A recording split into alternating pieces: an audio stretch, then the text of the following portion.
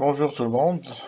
Vous m'avez demandé un peu plus de détails sur la correction de la série numéro 3 sur le codage source, le codage Hoffman, le codage Shannon-Fano. À travers cette vidéo, j'ai essayé de donner un peu plus de détails. Donc, l'exercice 1, nous avions deux sources discrètes d'informations sans mémoire. Donc S1 et S2. Chacune possède donc un alphabet de 6 symboles. S1 avec X1, X2, X3 jusqu'à X6. Et S2 avec Y1, Y2, Y3 jusqu'à Y6. Donc les probabilités de la première source sont 1 demi, 1 quart, 1 huitième, 1 seizième, 1 sur 32, 1 sur 32. Et la seconde source a une distribution uniforme. Uniforme, ça veut dire qu'ils ont la même probabilité pour les 6 alphabets ou bien les 6 symboles. Puisque nous avons 6 symboles, donc on aura un 6, un 6, un 6, etc. Donc un 6, un sixième pour chacun des symboles. Donc ça, c'est la loi de probabilité pour la deuxième source. La première question, donc il nous est demandé de dire quelle est la source la moins prédictible. Prédictible vient du verbe prédire. Ça veut dire que, je vais le dire quand même en arabe, يعني نتنبؤ اللي نقدروا نتنبؤوها بصح أقل من الأخرى. Donc la moins prédictible possible. Donc pour répondre à cette question, il va falloir calculer l'entropie. Parce que la moins prédictible possible, ça veut dire que c'est la source la moins incertaine. Ça veut dire que c'est la source la plus incertaine, pardon. Donc c'est la source qui contient le plus d'informations. Donc il suffit de calculer l'entropie. Bon, je l'ai déjà dit dans le cours que normalement l'entropie elle est maximale lorsque les symboles sont équiprobables. Donc il est logique de trouver que l'entropie de la deuxième source elle est plus grande. Donc vous voyez ici, si je calcule l'entropie de la première source, donc c'est 1,93. Et l'entropie de la deuxième source, c'est 2,58. Donc 2,58, ça veut dire que c'est l'entropie c'est la source qui contient le plus d'informations, c'est la source la plus incertaine. Donc logiquement, c'est la source la moins prédictible. Donc il est évident que la source S2 est moins prédictible puisqu'elle possède une entropie plus grande. Deuxième question, il nous est demandé de calculer ou bien de trouver le codage Hoffman de chacune des sources. Donc on va commencer par la première source et ensuite la deuxième source. Pour répondre à la question, nous allons construire notre arbre pour le codage Hoffman. Donc il faut déposer les probabilités sur la gauche de votre feuille. Vous commencez à repérer les symboles les moins probables ou bien qui ont les probabilités les plus faibles. Logiquement, donc c'est 1 sur 32 et 1 sur 32. Donc on va commencer par construire notre deux branches en sommant les deux probabilités et donner l'étiquette 0 pour la première branche et l'étiquette 1 pour la deuxième branche. Donc la somme des deux probabilités, on aura un seizième. Maintenant, il faut comparer avec les autres probabilités. Vous avez un seizième, un huitième, un quart et un demi. Quelles sont les probabilités les plus faibles? C'est un seizième avec un seizième. Donc, on va sommer les deux probabilités, on va trouver 1 sur 32. Donc, on va construire les deux branches. Je vais étiqueter la première branche de 0 et la deuxième branche de 1. La somme des deux pardon, c'est 1 sur 8, pas 1 sur 32, 1 sur 8. Donc, j'ai maintenant un huitième, un quart et un demi. Quelles sont les deux probabilités les plus faibles? C'est un huitième et un huitième. Donc, on va sommer les deux probabilités. On va mettre l'étiquette 0 sur la première branche et l'étiquette 1 sur la deuxième branche. La somme des deux, c'est un quart. Et je fais pareil pour les autres. Donc, un quart avec un quart, 0 et 1. Un demi plus un demi, donc c'est 1 et je m'arrête. Donc lorsque je trouve une seule branche, donc lorsque on va sommer toutes les probabilités pour terminer avec une seule branche, ça veut dire que j'ai terminé et je vais mettre toujours l'étiquette 0 et 1 sur les deux dernières branches. Là, mon codage est terminé. Il suffit maintenant de lire le code. Donc, il faut lire le code sur la première branche, normalement qui est S1. C'est pourquoi j'aurais dû mentionner les symboles ici pour que ce soit simple. Donc, 1/2, c'est pour S1 normalement. C'est pour X1, pardon. 1/4, c'est pour X2, etc. Donc, on va lire directement de droite à gauche. Donc, en commençant par l'état final jusqu'à donc au symbole qu'on veut coder. Donc, j'ai ici X1. Donc, X1, donc, il va être codé sur 0. Donc, le X2, il va être codé sur 1, 0. Donc, je commence de droite à gauche. 1, 0. Le X3, donc 1, 1, 0. Le X4, 1, 1, 1, 0. Donc 4 bits. Le X5, 1, 1, 1, 1, 0. Et le X5, ou bien le X6, 1, 1, 1, 1, 1. Et vous obtenez votre code. Maintenant pour la deuxième source, donc c'est la même chose mais avec les mêmes probabilités, un sixième, un sixième. Donc puisqu'ils ont les mêmes probabilités, donc vous pouvez commencer par n'importe quel symbole. Pour les sommer, c'est pas un problème, donc on peut le faire avec du balière aléatoire. Donc on va commencer par les deux dernières, donc un sixième plus un sixième, donc ce qui va me donner un tiers.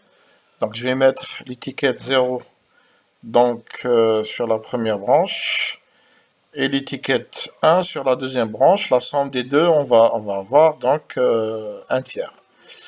Donc un tiers, donc quelles sont les probabilités les plus faibles? Donc je peux prendre ces deux, ou bien celui-là avec celui-là. Peu importe, l'essentiel c'est que le résultat final, il va être le même, ou bien la longueur moyenne finale va être la même. On peut ne pas avoir exactement les mêmes codes, mais on va avoir exactement la même longueur moyenne. Donc ça, c'est le plus important. Donc on va sommer un sixième avec un sixième de Y3 et Y4. Donc on va avoir pareil.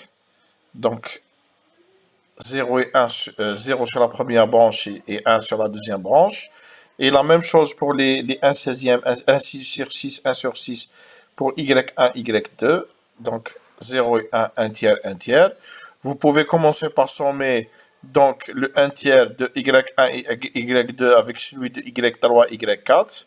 Ou bien celui-là avec le dernier, ou bien celui-là avec le dernier, etc.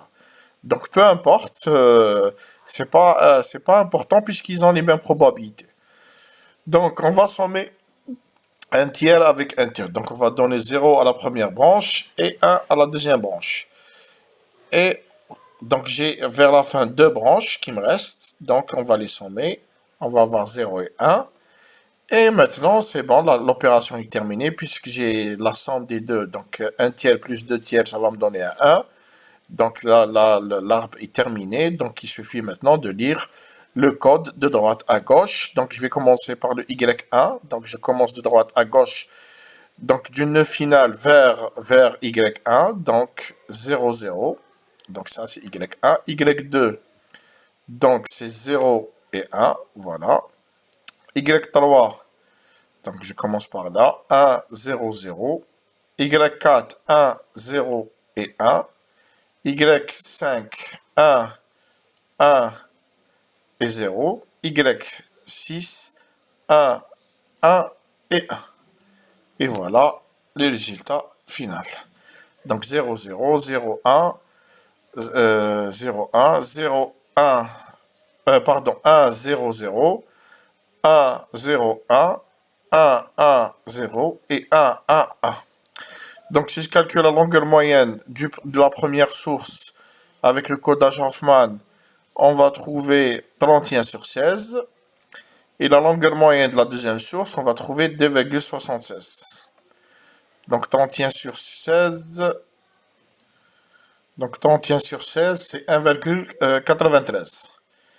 Donc la longueur moyenne de la deuxième source, elle est plus grande. Donc l'efficacité spectrale, il faudrait diviser l'entropie par la longueur moyenne. Donc pour le premier code, l'efficacité spectrale, donc elle est égale à 1. Et pour le deuxième code, l'efficacité spectrale est égale à 0,96. Ainsi, le codage le plus efficace est celui de la première source, puisqu'il est égal à 1. Donc, il est carrément égal à l'entropie. Ça veut dire que je ne peux pas faire mieux que ça. Maintenant, l'exercice 2. Soit les messages A, B, C, D, E et F avec les probabilités, donc P2A égale à 0,4, P2B est égal à 0,2, P2C est égal à 0,12, ainsi de suite jusqu'à P2F est égal à 0,08. Montrer qu'il y a deux possibilités pour faire un codage Shannon-Fano des messages. Donnez les deux codes possibles.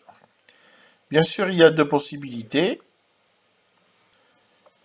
Donc, pour simplifier, j'ai caché la solution pour vous expliquer les étapes. Donc, les étapes du codage Shannon-Fano, donc, nous l'avons décrit dans le cours qu'il faut classer les probabilités par ordre décroissant, d'accord, de la probabilité la plus grande jusqu'à la probabilité la plus faible, et essayer, donc, dans une première étape, diviser donc le groupe de symboles selon les probabilités en deux groupes, avec la probabilité du premier groupe, donc c'est la somme de tous les symboles qui appartiennent au premier groupe, qui doit être aussi proche que la probabilité des deuxième groupe. Donc, je peux prendre 0,4 avec le 0,2, donc j'aurai 0,6, donc logiquement le reste des probabilités on va avoir 0,4, ou bien je peux prendre 0,4 seul, et les autres probabilités dans un autre groupe, donc on va avoir 0,6. Donc soit 0,4, 0,6, soit c'est 0,6, 0,4. C'est pour ça que finalement il y a deux façons de le faire. Donc premièrement, on va commencer par le faire, donc prendre le 0,4, donc la probabilité de A dans un groupe à part. Et les autres probabilités dans un autre groupe. Donc si je fais ça, donc je vais donner 0 au premier groupe, donc constitué de 0,4 seulement, et 1, 1, 1, 1 partout pour le deuxième groupe. Donc c'est ce qu'on va faire. Donc 0 au premier groupe et 1 pour le deuxième groupe. Donc pour le premier groupe constitué d'un seul élément, donc je n'ai plus rien à faire après. Donc puisque c'est constitué d'un seul élément, donc j'ai déjà le code pour le message A, donc c'est 0. Il va me rester le deuxième groupe. Maintenant on va faire la même chose. Donc, on doit essayer de repérer les probabilités à sommer pour avoir... donc, on va diviser toujours en deux groupes. Il faut que les probabilités du premier groupe et du deuxième groupe soient les plus proches possibles. Donc, je peux prendre 0,2. Donc, normalement, le reste, on va avoir 0,4.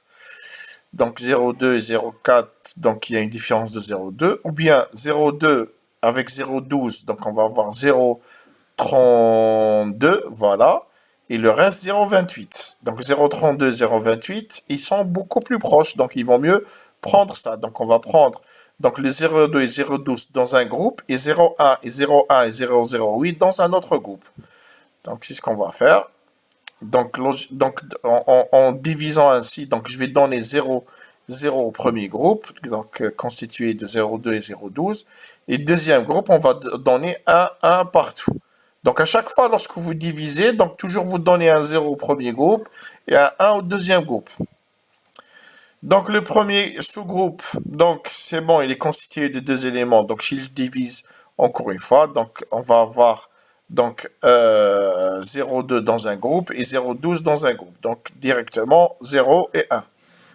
Et le deuxième sous-groupe, donc on va le diviser toujours. Donc je vais prendre 0,1 dans un sous-groupe et 0,1 et 0,08 dans un sous-groupe. Donc, le principe, c'est à chaque fois, lorsque vous divisez, comment choisir les sous-groupes? Il faut que les probabilités des sous-groupes soient les plus proches possibles lorsque vous sommez les éléments de ces sous-groupes.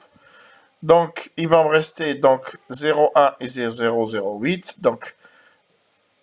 Donc, en les divisant, donc je vais donner 0 au premier sous-groupe et 1 au deuxième sous-groupe.